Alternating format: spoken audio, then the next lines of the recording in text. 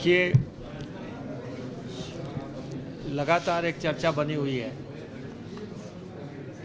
कि आरडीजी पे बीजेपी का क्या स्टैंड है। और बीजेपी एक बात लगातार ये कह रही है कि आरडीजी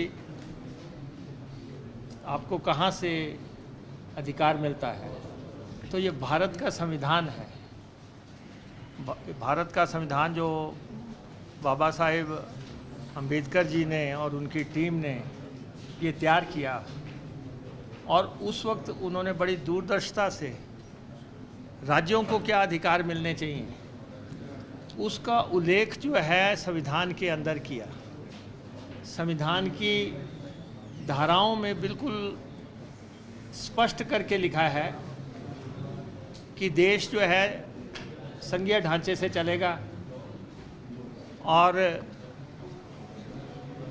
संघीय ढांचे के नाते राज्यों के अपने अधिकार होंगे, अपने हक होंगे।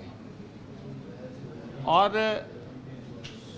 साफ तौर पे लिखा है कि जो देश का कंसोलिडेटेड फंड होगा, देश का जो कंसोलिडेटेड फंड होगा उसकी बांट कैसे की जाएगी, उस पैसे को कैसे बांटा जाएगा, ये हमारे संविधान में अंकित है। और ये भी स्पष्ट है कि वित्त आयोग बना करेगा 5 साल के बाद, वो भी उसका अनुच्छेद भी स्पष्ट है। ग्रांट्स को पैसे टोटल फंड को कैसे बांटा जाएगा वो भी स्पष्ट है।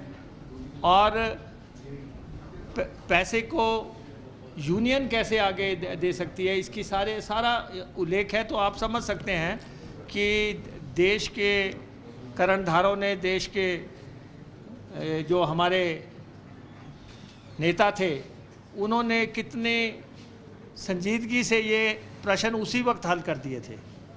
लेकिन आज जो है, जो हिमाचल प्रदेश पहाड़ी राज्य है, छोटा प्रदेश है, आय का कोई साधन नहीं है।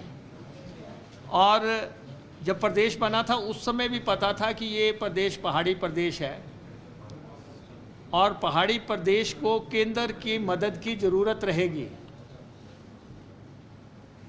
डॉक्टर वाई.एस. परमार और जो अन्य लोग जिन्होंने हिमाचल बनाया, उनको भी मालूम था कि हिमाचल के पास संसाधन नहीं होंगे, लेकिन हिमाचल के लोगों की राजनीतिक महत्वाकांक्षाओं को पूरा करने के लिए ये प्रदेश बनाया गया।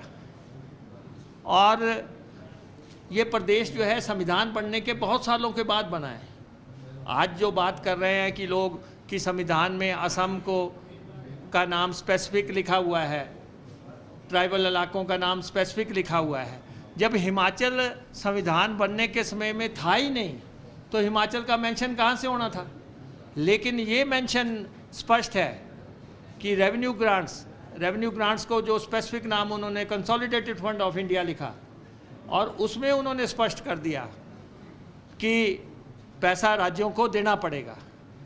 और फिर एक बात, राज्यों को कमज़ोर करने की पिछले कुछ साल से लगातार कोशिश चल रही है, और कोई ना कोई ऐसा फैसला लिया जा रहा है जिससे कि राज्य के हाथ में कुछ ना रहे। फिर राज्य क्यों बनाए गए?